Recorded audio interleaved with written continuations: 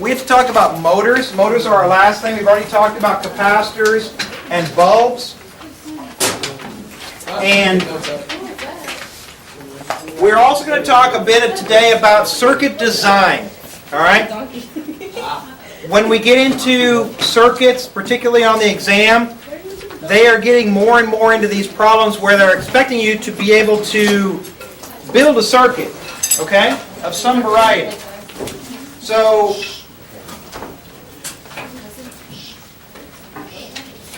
I got several circuit design problems on here, which is good in your review packet.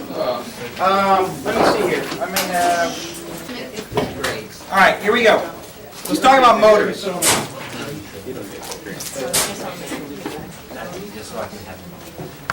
All right, a motor.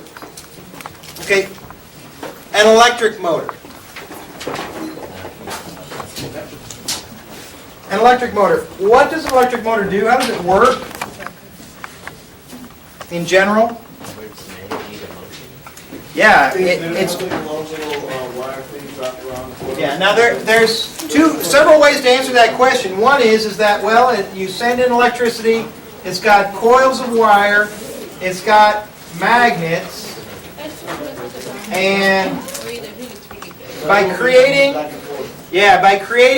a magnetic field with these loops of wire, then you can cause this magnet to rotate, or vice versa. A lot of the little motors that we'll use, like in little electric motors, what they have is they have magnets around the outside, and they have a little armature in the middle that's an electromagnet. Okay? But at any rate, what it uses is a magnetic fields to create torque to cause this thing to rotate. And then it has a shaft that comes out the end and spins. And then they use it to convert electrical energy into mechanical energy, essentially. So you're converting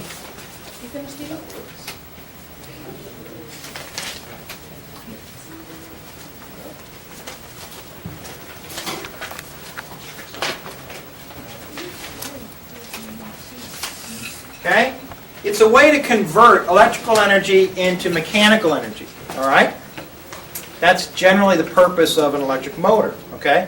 And in your lifetimes, you will all, or most of you will probably drive an electric car, and it'll be the same way. You'll power your vehicle up, instead of with gasoline, you'll power your vehicle up with electrical energy. A huge cable. Actually, hopefully not a huge cable. Hopefully it's a small cable, but they'll have electric cars. They'll have different types of cars, but one of them will be an electric car. Yeah? Here we go. We're wasting time here.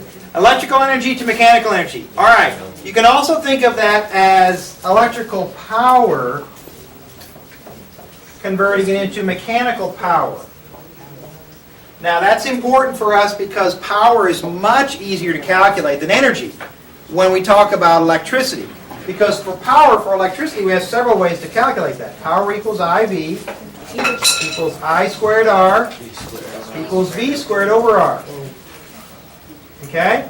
And the power for mechanical will be work over time or change in energy over time. So like, a lot of times I'll have a problem, something like there's a motor, okay? And then that motor is used to lift a weight. Okay, and it lifts it in a certain amount of time. Okay? And if they tell you the velocity that the thing is lifted, don't forget our magical forgotten equation of power, right? Force times velocity, right? So if you know the force used to lift it, okay, times the velocity it's being lifted. All right? So they could use this, say like you have an electric car. You have an electric car, and they say, well, what's the mechanical power of the car? Well, if you know the force required to get your car rolling down the road and the velocity it's traveling, you know the mechanical power of the car. Now, if we have 100% efficiency, then this power equals this power. But it might not, right? So we have efficiency. Okay, what will efficiency be then for an electric motor? How do we figure out efficiency? The output The output minus the input over the output. Actually, you would just be output divided by the input, right? How much you get out divided by how much you put in. So it's going to be the mechanical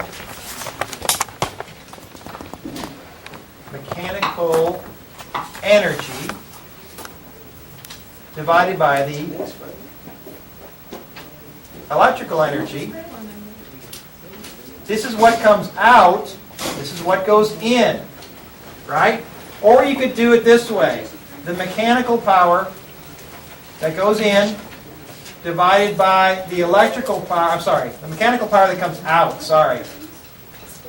divided by the electrical power that went in. All right?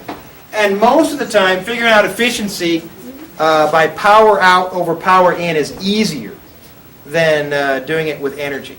Okay? Remember, you can always calculate energy by taking power times time, right? Everybody? Yes. Power times time gives you energy. All right? Okay. If you ever get more energy or power out than you put in, yeah, you need to redo it. Something's wrong. You haven't created... Because if that was really true, then you've solved all of our energy problems, right? The world is now rich with energy if you can create something like that. Even that. All right. Okay, second big thing about motors is that motors don't really have a resistance. Okay? They have an equivalent resistance, if you like. All right? But they have a certain amount of voltage that they consume and the amount of current that goes through them. Now, knowing that voltage that they consume and the current that's going through them, you can calculate an equivalent resistance. But the resistance of a motor will depend on how it's being operated. Okay? How it's being operated, what it's lifting. Okay? All right. So the resistance varies in a motor.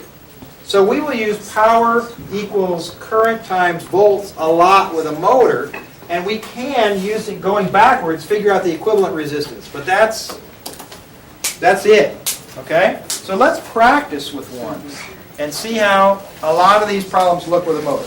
Okay, go to the very back of your packet. In fact, I will put this one up on the board if I can find it. All right, this is off the 2003 exam, the Form B, which is the international version of the exam. All right, the student is asked to design a circuit to supply an electric motor with 1 milliamp of current and 6 volts of potential difference. Determine the power to be supplied to the motor. Determine the electrical energy to be supplied to the motor in 60 seconds.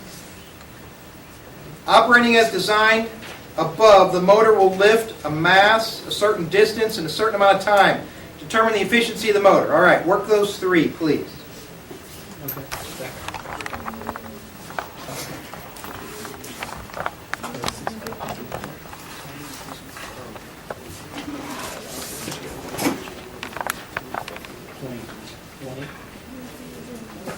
Efficiency in percent, right? Yes, you can put efficiency either in decimal form or percent. It doesn't matter. But remember, when you put it into the equation, it needs to go in decimal form. If you put efficiency into the efficiency equation. All right. Now this is a 15-point problem, and we should be able to get most of these first three questions, the first three parts, all the points of these, right? We should get pretty close anyway, because they're not that hard.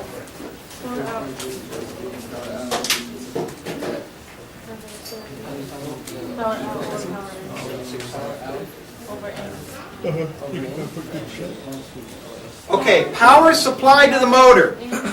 Okay, is that electrical power or mechanical power supplied to the motor?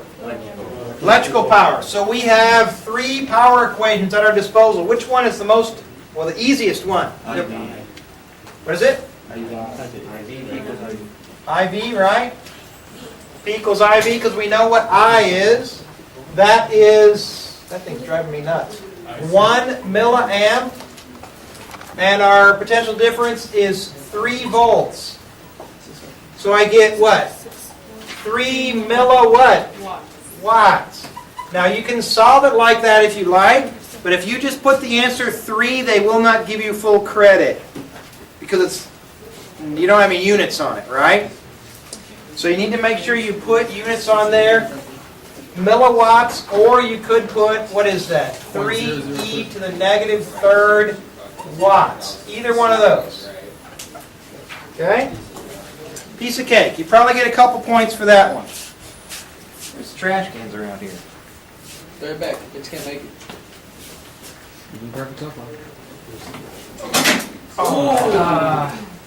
Close. Fail. Failed. I'm just Close. scoring But still failure. Just like on- All right, part B. Determine the electrical energy to be supplied to the motor in 60 seconds. Okay. Power equals change in energy over change in time. Work What? equals power times time. Oh, I'm sorry. We're doing electrical energy, right? Yeah. I just said power equals change in energy over change in time. Yeah, you could do power equals change in energy over time, which gives you energy equals power times time, right? Okay, now, could you do it this way? 3 milliwatts times 60 seconds. What would that give you? 180 millijoules. You could do that, or you could do milli, 0.18 joules. Hey, I got another one for you. If they had said 1 minute, okay, could you have written it as 3 milliwatt minutes? Yes. But it's not proper, right? Yeah, that's not proper, and if you're not going to write it down properly with proper physics units, you darn well better make sure you have what your units are, right? Now that is a correct statement, but the units are really weird, right? So if you're going to do that, I would just caution you that you certainly need to have your units written down because you won't get credit unless you have your units down. And better make sure that your units are readable for the grader, because the graders are grading like thousands of these, right? So we have to have minutes? Well, if it was in minutes, all right? If it was in minutes. Because sometimes they'll say how much power is delivered in 2 minutes, okay? And they're just checking to see if you're going to make that conversion or put the proper units on. It's easiest if you just make the conversion and put it in proper Yeah, 3 units. milliwatts per 60 seconds, you'd have to simplify that out. Right. Okay. Hey, we're still doing good. At least 2 more points, right? Yeah. All right, so part C. Operating as designed above, the motor can lift a 0.012 kilogram mass a distance of 1 meter in 60 seconds at a constant velocity. Determine the efficiency of the motor. Okay, the efficiency of the motor is what? Power out over power in. Power out over power in. Did anybody work it as energy out over energy in? You could also do it that way if you want. Okay? But you already, Yeah, both. You already have power. you have both, right? So You have the power in and the energy in. So you could do it either way. It doesn't really matter. Okay? If you work at power out over power in, your power in is 3e to the negative third watts. Now I need to make sure that my units on the bottom and the top are in the same units, right? So my power out, how do I find the power out? We do it long. Like I did. Watts over time. I mean, Yeah, there's different ways, but F times V is probably the easiest way because you know meters and seconds, right? That's the velocity. And that's your velocity, so you just divide those two. No mass of gravity. And you know that if you're going to lift this thing, that you need a force that overcomes gravity, right? Well, it's equivalent. Or at least equivalent, right?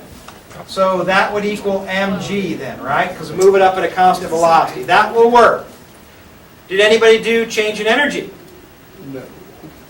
You could do change in energy if you wanted to. Instead of this, you could have done change in mgh over, over time, right? Because that's your power. 3 e to the negative third watts. So mgh over time.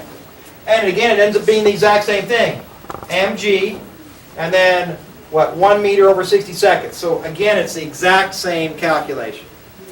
And if you did this with work or energy instead, then you would put 0.18 joules down here, and you just do mgh over 0.18. And again, you get the same answer.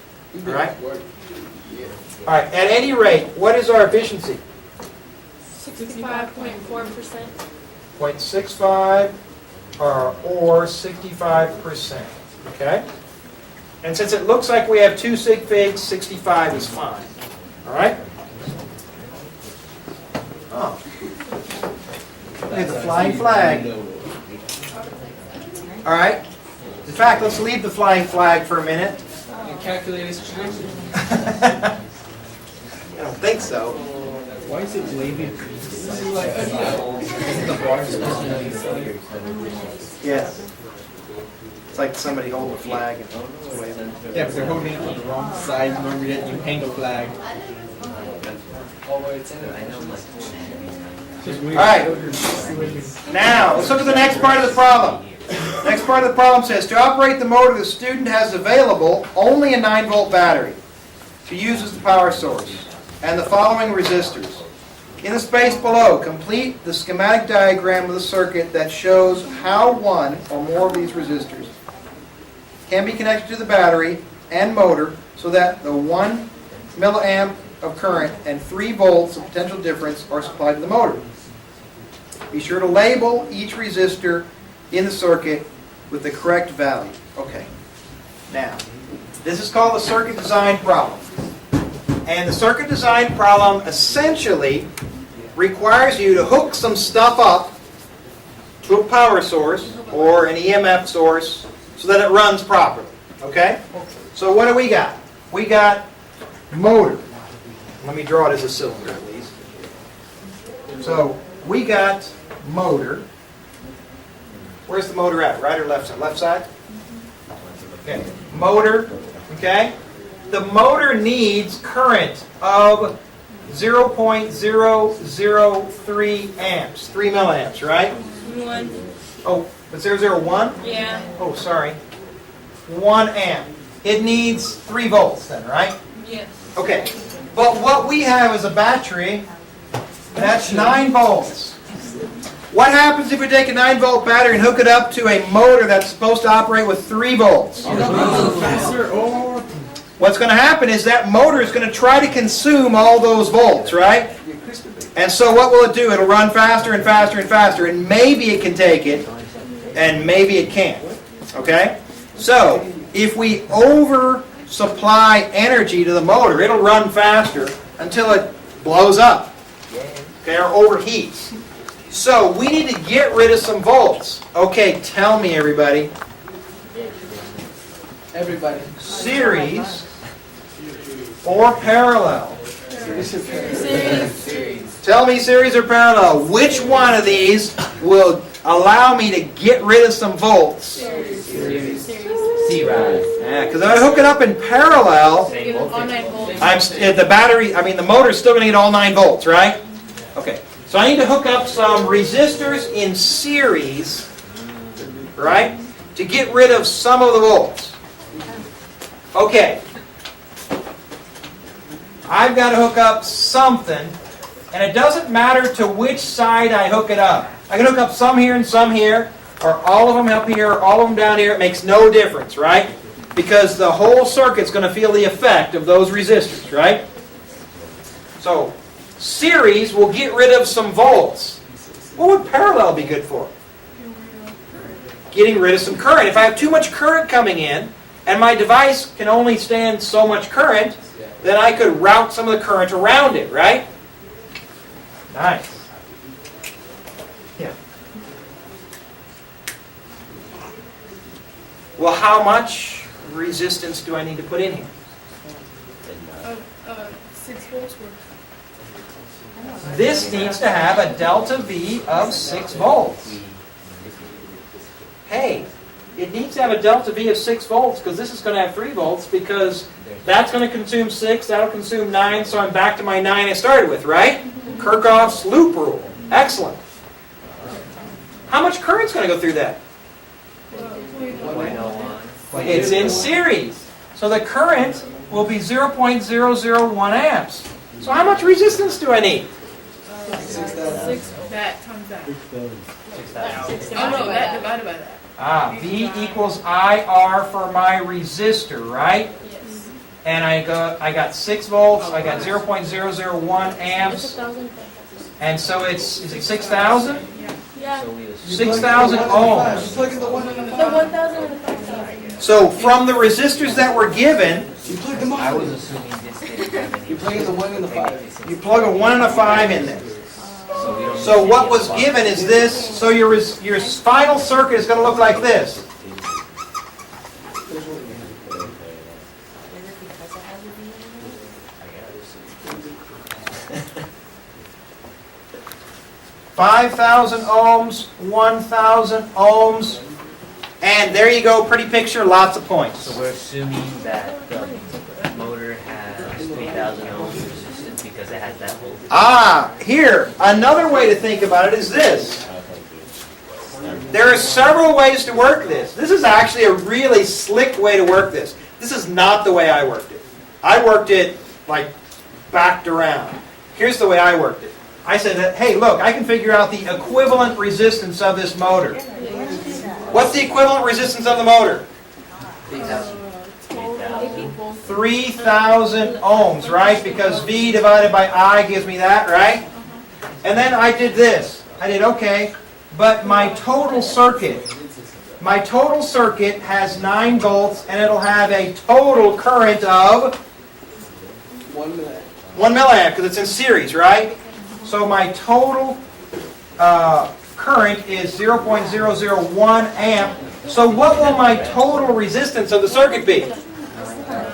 9,000 ohms. And then what I did is I took the 3,000, subtracted from the 9,000, and got the 6,000. So that's another way to work it, but the way I chose to work it took a lot longer Yeah. than the way you all chose to work it, right? Nice. So which way's better? Right. Whichever way you understand is the best way to work it, quite frankly. It doesn't really matter. All right? So that's called circuit design. Not that hard, right? Okay, so let's say this. Let's do another circuit design.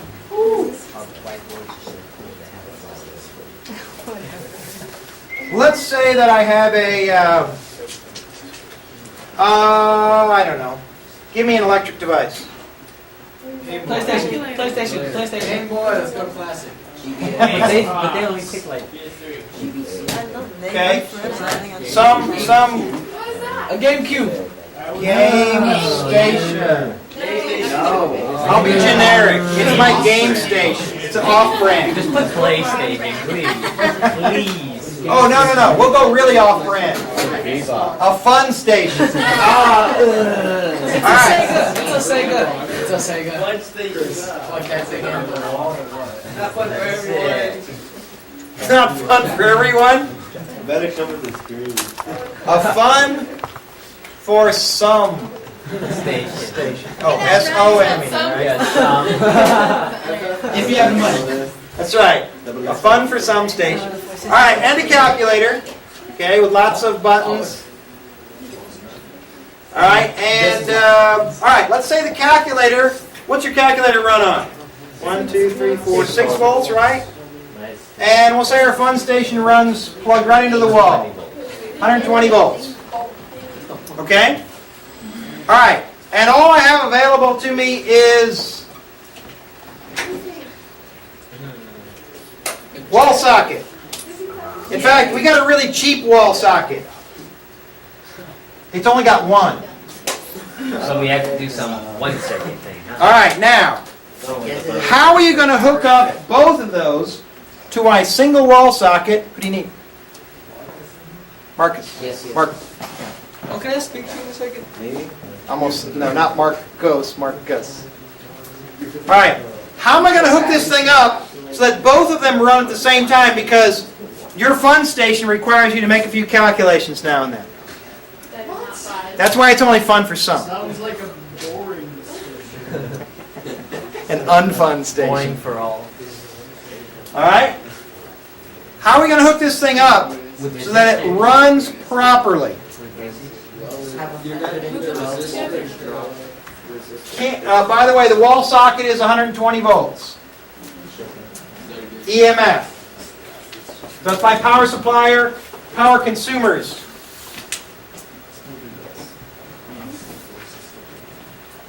All right, now occasionally they'll give you this right here Why would you have a plug-in box? because it will never go dead. But you can't take it everywhere.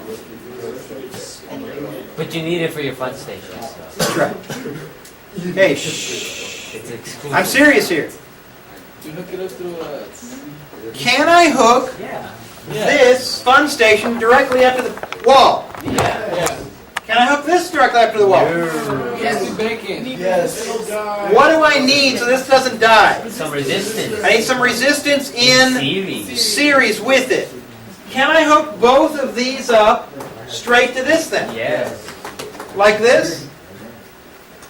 No. No. They need to be in parallel. Bad. Well, that one has to be in parallel. With resistance. If I did that, would this one get 120 volts? No. It's going to get something less than 120 volts, right? Because this is going to consume some of it, right?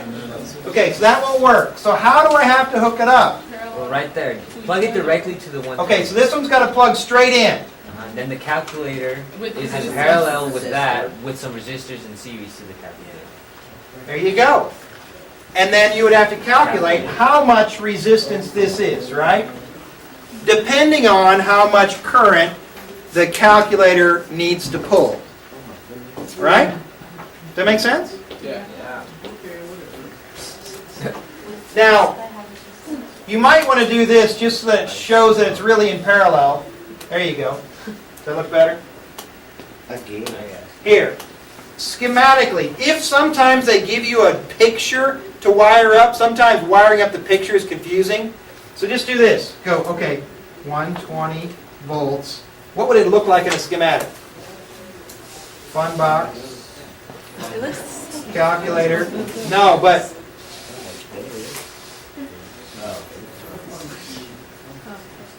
you could redraw it as a schematic if you like, right? And you could even replace this with a resistor here, if that helps out, and a resistor here. The fun box resistor and the calculator resistor. Calculator, fun, and then my resistor I add, right? Does that make sense? So if sometimes they give you a picture one and it's messing you up, draw the schematic off to the side, and then you can always wire it up later if you wish, okay? Excellent. So, circuit design. Circuit design is actually kind of fun. Then you essentially have a calculator. Fun, silly, willy. In fact, the one we just did there on the board is similar to, which one here? No, the one with the toaster. The one with the toaster right here, it's very similar to the one we just did. It's got a toaster and a light bulb and an adjustable resistor. Okay, that's when we determine the resistance. This whole paragraph. 1995. The 6 watt, the 12 volt bulb. It was a Oh, what? Oh, a 12 volt bulb? The 1500 watt, the 120 volt. Why can't you just, I don't know. Which problem is that? The one you just- This one with the toaster? 1,500 watt, 120 volt toaster. So that means you have a set current, which makes it easy. Yes. Okay. In fact, let's just work this problem. Okay? This is the 1995 number 2 question. All right. It says, a certain light bulb is designed to dissipate 6 watts when it's connected to a 12 volt source. Now remember when I talk about bulbs, what's the first thing you need to do with a bulb? Find the house. Break it. Come on. You need to find the resistance of the bulb, right? Because the power of the bulb is only the power of the bulb when it's hooked up properly, right? To a certain, yeah. So you need, but its resistance, at least in this class, we're assuming to be constant, right? So, very first thing is we have to find the resistance of the bulb. Everybody do that.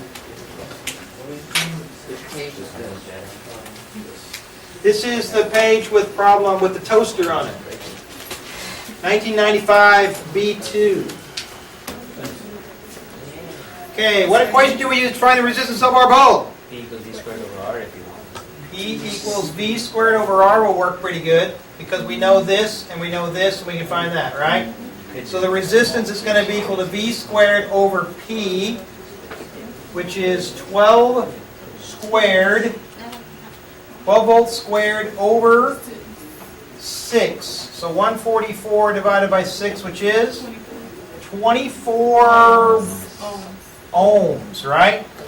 24 ohms. Excellent. All right. If the light bulb functions as designed and is lit continuously for 30 days, how much energy is used? Okay. Key thing is right here. Energy consumption equals power supplied to it by time, right? By time. Okay? So the power is 6 watts. The time is... Oh, what the heck did I do? Exactly. Putting random numbers up. And it's lit for 30 days. All right, 30 days, 24 hours equals 1 day, 3,600 seconds in 1 hour, and you get your answer. Yeah. And your answer will be in what unit? Joules. Joules. You know you could make this really simple. Power, 6 watts. Time, 30 days. And your answer is? 180 watt days. What day? Now that's a really lame unit. They would take that if you put the proper units. Now, if you need this energy somewhere later, this unit is going to really mess you up, right? Yeah. So it's best if you put it in joules, right? By the way, what is this answer in joules? 1.56 I mean, e to the 7. E to the 7? Yeah. Some ridiculously large number, right? Told you so. Now, does anybody know what the electric company charges you for? In what unit they charge you? Kilowatt hour. Kilowatt hours. Take a look at that. Kilowatt hour. What is that? Kilowatt. 1,000 watt hours, 3,600 seconds. What's a watt times a second? So they charge you in 3,600,000 units of joules. Wow. By the way, that costs you about 11 cents. Well, that's what they say. Right. They always- Which is ridiculously cheap, quite frankly. Okay, that's really, really cheap. We just use a lot of energy. Okay. By the way, does anybody know off the top of your head what things in your house consume the most energy? Yeah, heater, dryer, anything that changes temperature. AC. Water heater, air conditioner, heater. That wasn't Texas. Yeah. All right. So they charge you in these units. They're not charging you for power. They're charging you for the amount of energy they supply to your house. All right. So yeah, if you want to leave it in watt days, you certainly can. Just better put the units on it. Yeah. Okay. Now, let's go to our design problem.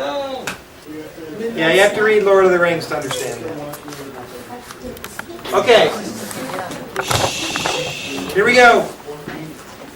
6 watt 12 volt bulb is connected to a circuit with a 1,500 watt 600 volt toaster, an adjustable resistor, and 120 volt power supply. The circuit is designed such that the bulb and the toaster operate at the given values, and the light bulb, if the light bulb fails, the toaster will still function. Okay? So if the bulb goes out, toaster still works. You can still have toast. That means parallel. That means parallel, right? So they kind of gave you a hint.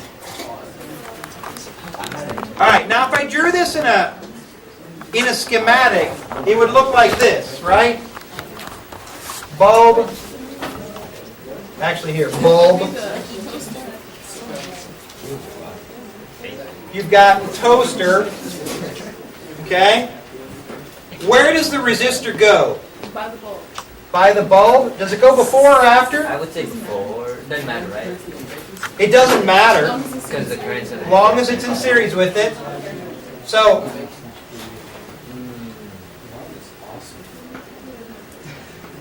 somebody tell me why what I just drew is not right. Because you wouldn't have 120 volts on your toaster. Okay, hey everybody. Wait, Yeah. Hey, I'm tired of asking for your attention.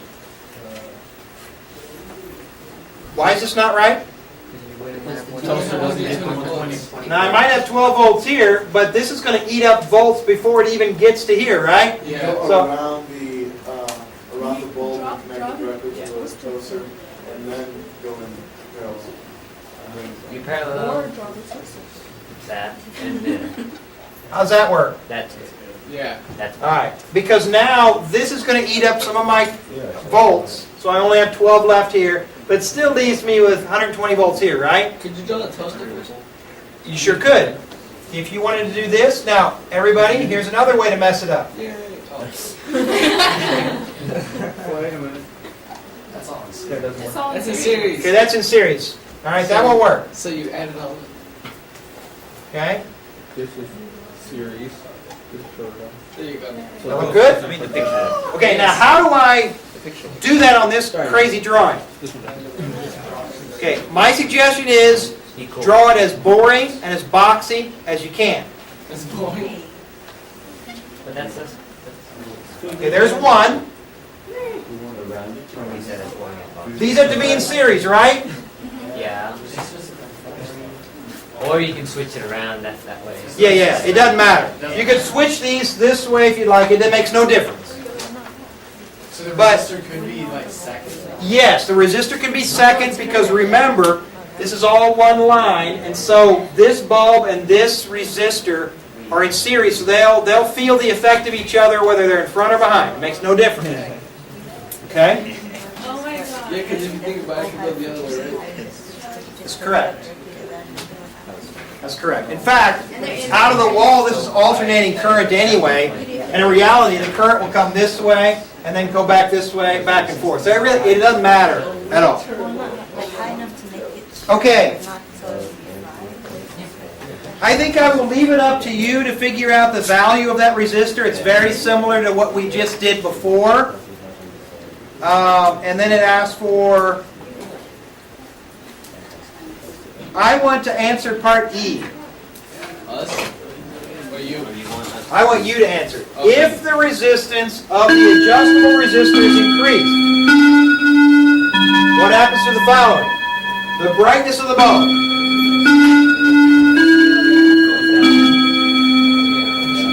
We got to vote for it goes down.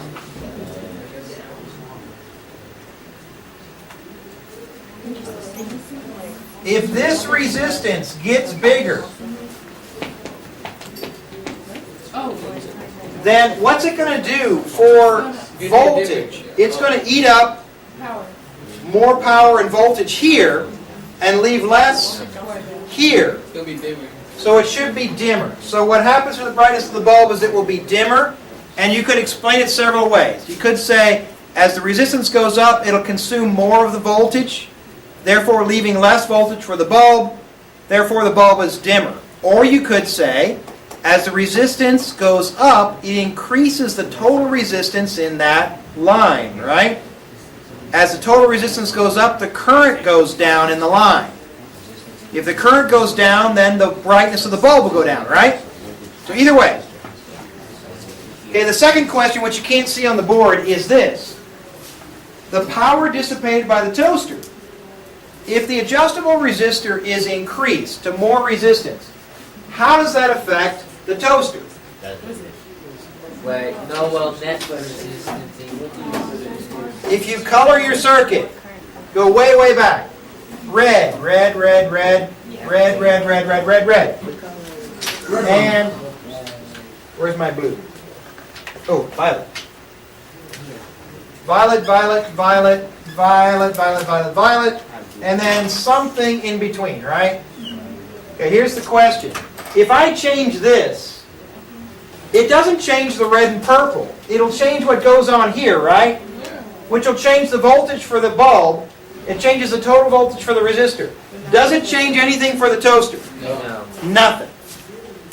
Nothing at all. Current change though? I won't change voltage, of course, but current. But if it doesn't change the voltage to the toaster, remember the toaster is just like a resistor, right? So that won't change the current then. So the voltage stays the same, the toaster stays the same. REQ goes up. Square. What's that? REQ goes up and B stays the same.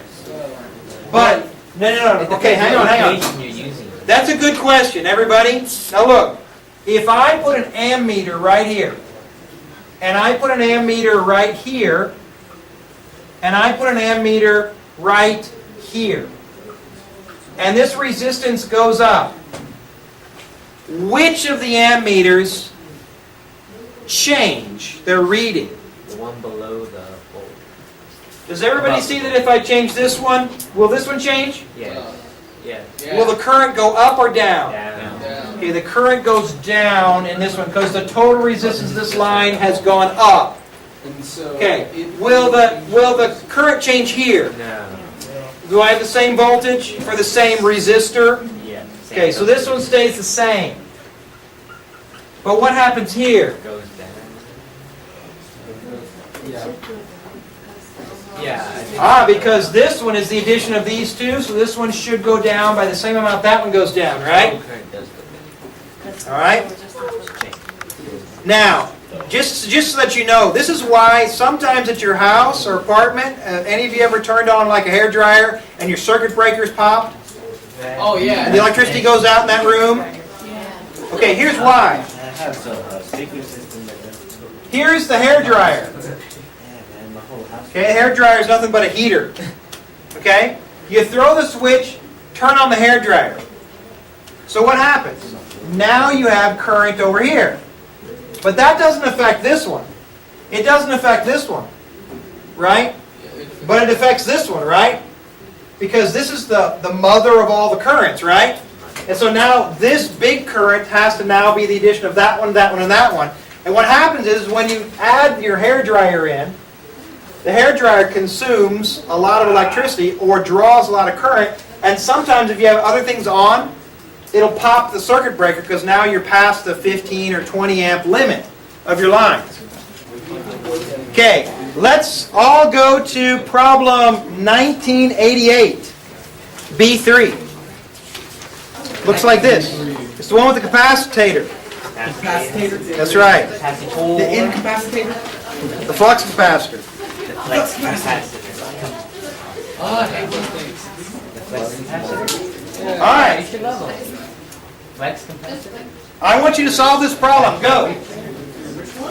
Yeah, no, This one. I know. 1988, B3. The one with the capacitor.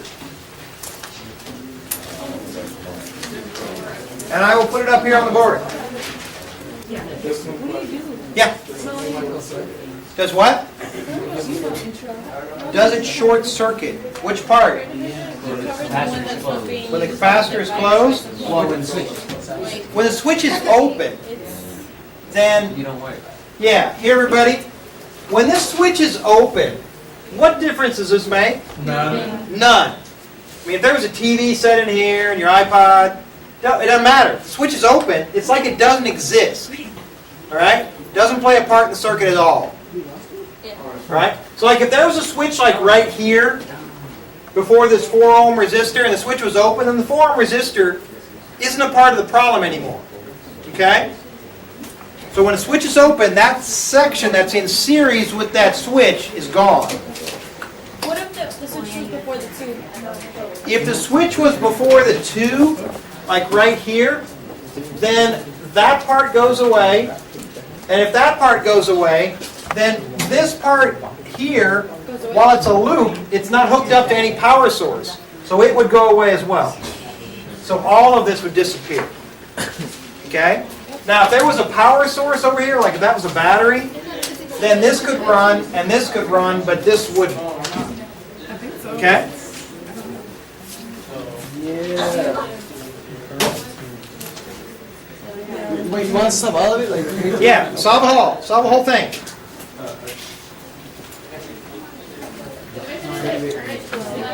What's that?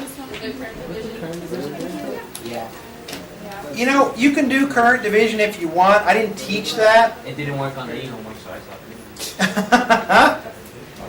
Current division only works, well, you use that in parallel, right? Yeah. And it only works if you've got all of your resistors. Can we do it without?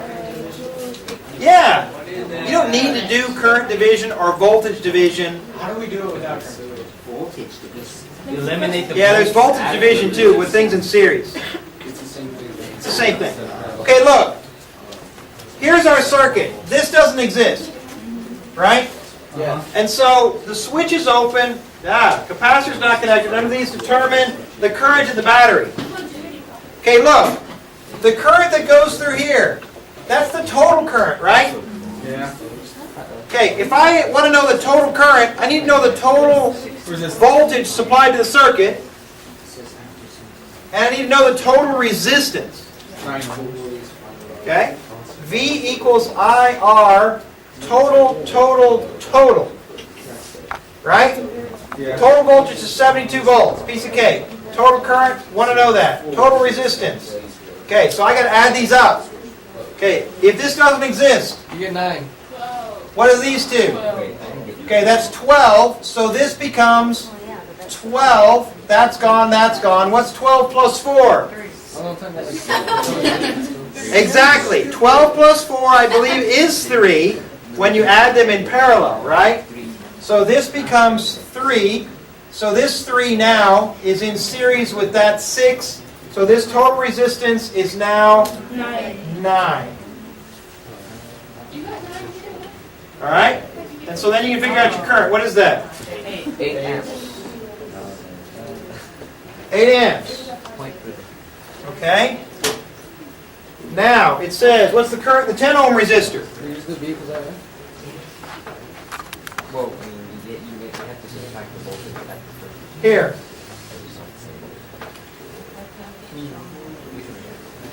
For some of you, it helps if you redraw it. 6 ohms, 4 ohms. This is 2 ohms and 10 ohms. 72 volts. I know the current going through here is 8 amps. We. All right, now, everybody, go back to our old trick of coloring the circuit. Red, violet. How about yellow? Yeller. How about green? Hey, look. If I want to know the current through the 10 ohm resistor, then I need to know green, purple. Or do I? No. Just combine them into one. Because I could use V equals IR for the 10, and the 10 ohm resistor, right? But that's going to be the same as 12. V equals IR for the 12, 12, and 12, because these two currents are the same, right? So I could do V equals IR for the 2, 2, 2, right? If I wanted to, right? So this current here, this current here, this current here are all the same, right? What else do you know about the current?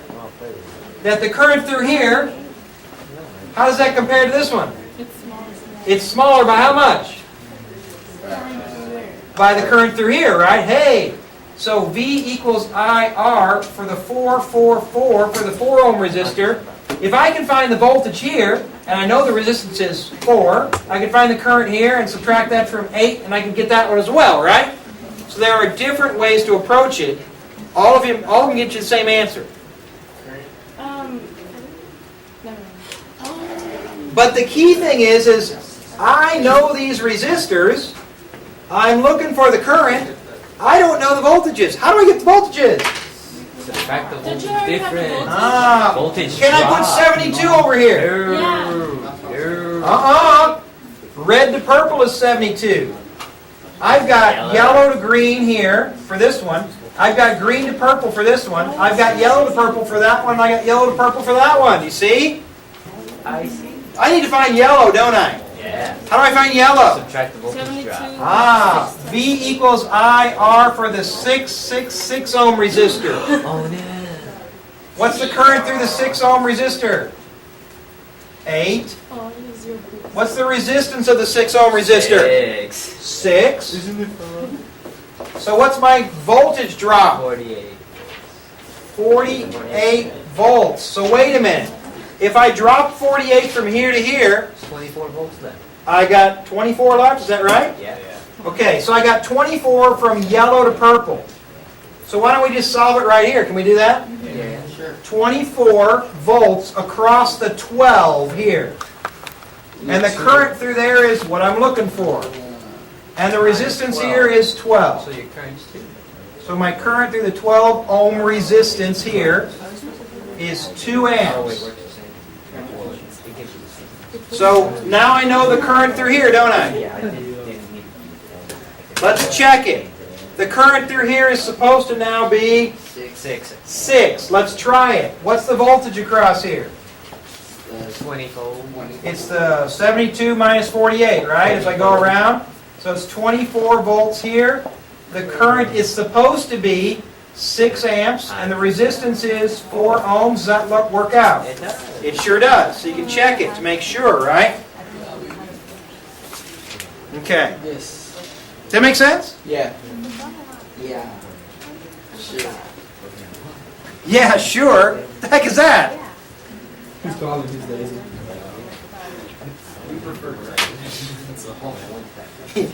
Not lazy, efficient, right? Okay, the switch is now closed. You didn't just efficiency. After a long period of time, the current reaches a constant value again. 2 amps. Okay, under these conditions, what's the charge on the capacitor and what's the energy stored?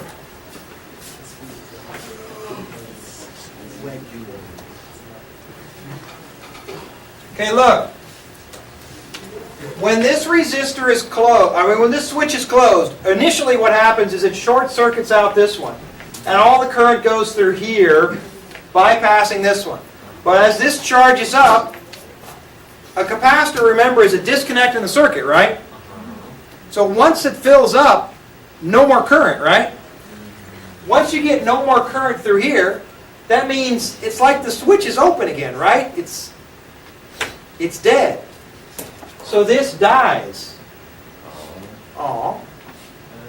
Hey, if this section of the circuit dies because once this is all charged up, no more current through here, right? Then what potential difference will this thing have? And don't say 72. The same as the 10 ohm resistor. Same as the 10 ohm resistor because this was my, what, my green and violet area, right? So it is So how many volts will it have? 20. Well, let's figure it out. I don't remember. V equals IRO for my 10, 10, 10. What was my current through that sucker? It was 2 amps. 2 amps? Yeah.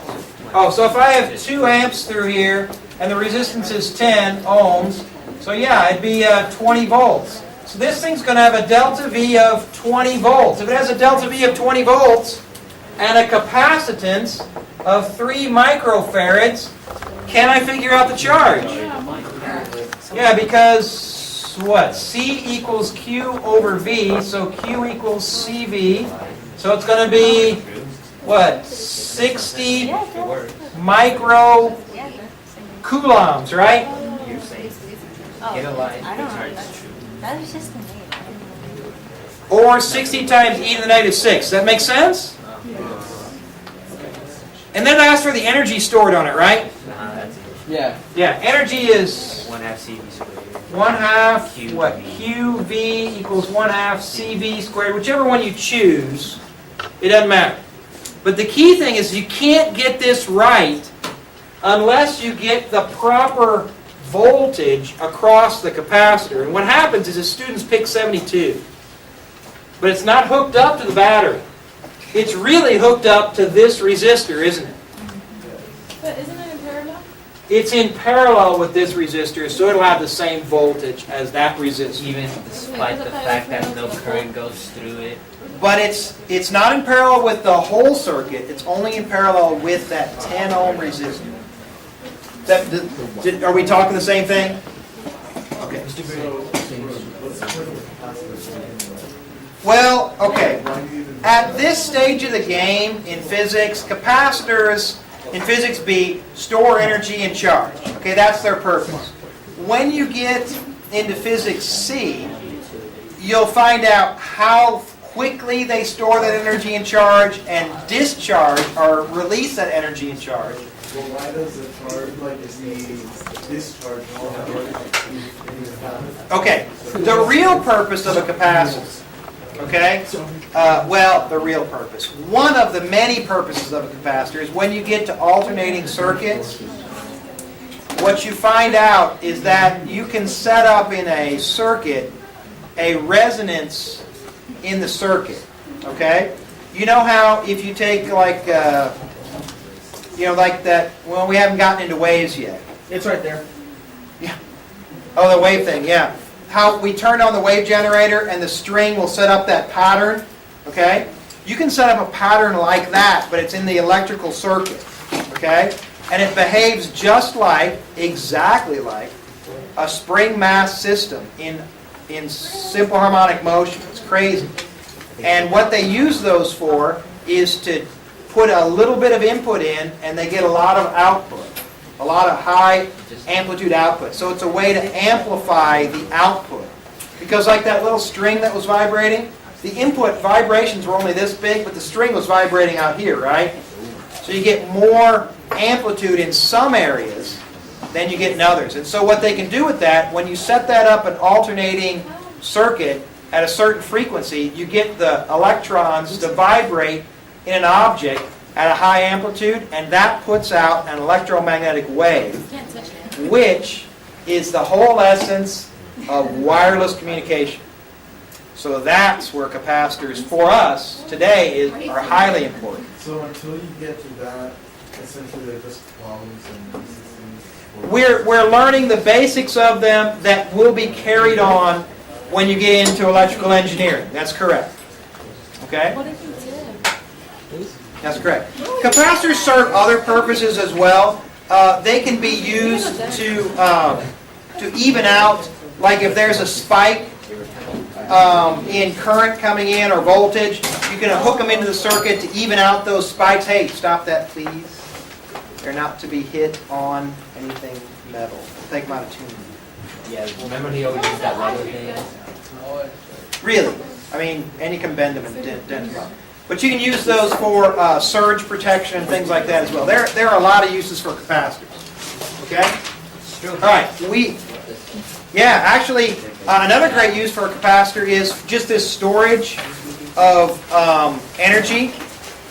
The thing is you can store a tremendous amount of energy in a capacitor over a long period of time and then release it very quickly.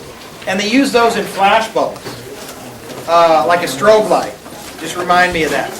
What'll happen is he'll store it in a capacitor and then they connect across the capacitor and it flashes all the energy out real quickly. All right. What kind of energy was that? What's that? 60 to -4. The energy was 60 to -4. Oh, but what was the equation or what? 1/2 QB. Where? 1/2 CV squared, I think is what I use. 16 -4 joules. Yay!